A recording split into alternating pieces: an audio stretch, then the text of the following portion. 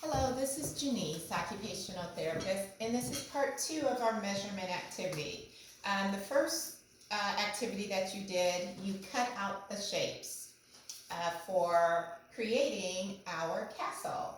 And so today what you'll need are the shapes that you cut out, which were the rectangles, the 3 rectangles, the 1 3-inch square, the 3 triangles, and also the snips of paper that we're going to utilize right here on the castle.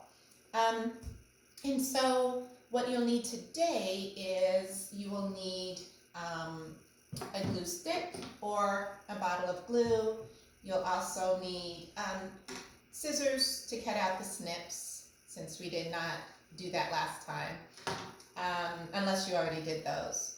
I also just always have a pen or a marker available. And so what we'll do is we will glue our pieces onto another sheet of paper, an additional sheet. So you'll need an additional sheet of paper.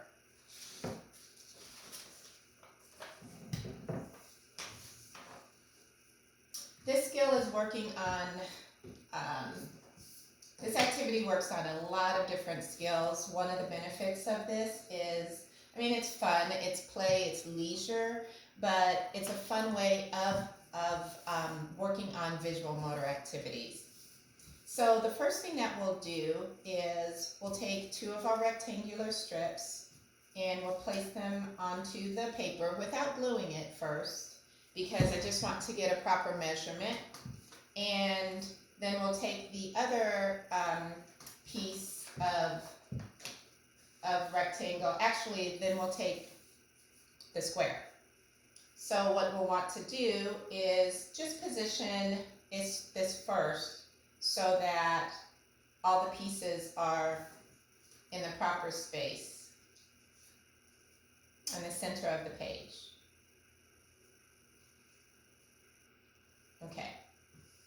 So it looks like we have enough space and we're going to be able to properly organize it. And so I'll move the pieces off. And the first thing we'll do is we'll take one of our rectangles and we will put it in a horizontal place in the center of our paper.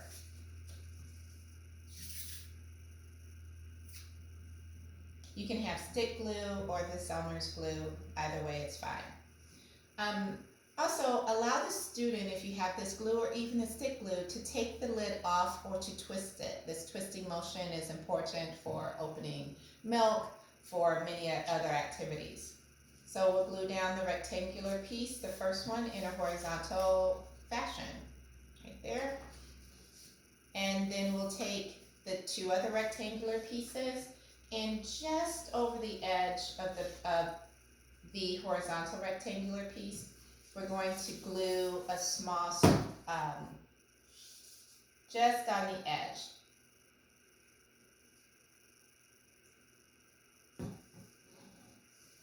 So we're glued just on the edge of the paper on that rectangular sheet, and then we will place the top rectangular in a vertical manner, the other 2 rectangular shapes.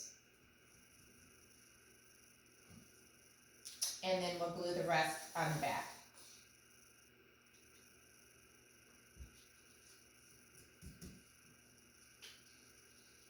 So that way it's in the right position.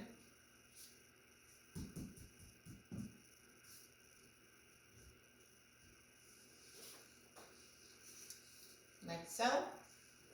The next thing we'll do is take the square and we will glue it as well. I'm going to glue it on the square this time.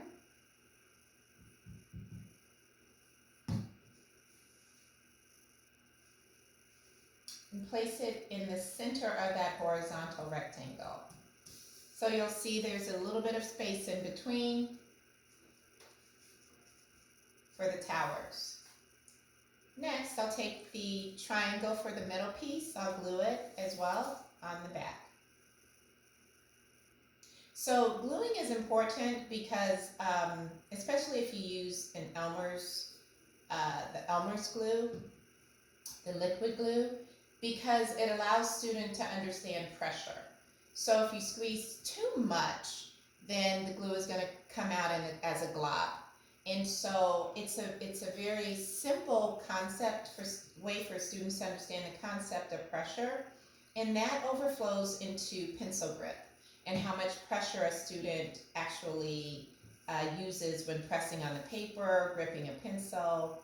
Again, I keep going back to buttoning and just imagine as far as if a student is putting so much pressure when they are squeezing a water bottle and they squeeze it as they're drinking too much, too fast, and it goes into their face.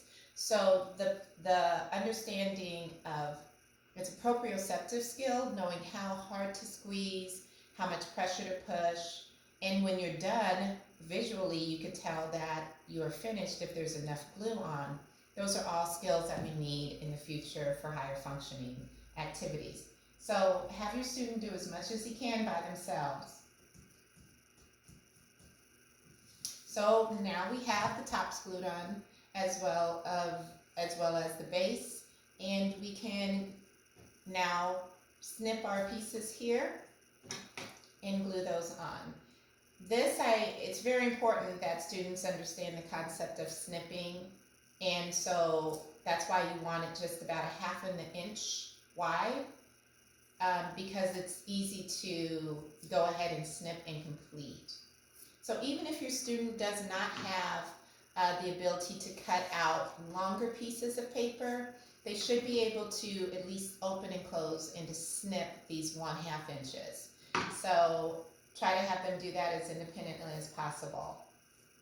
So we'll place these on as well.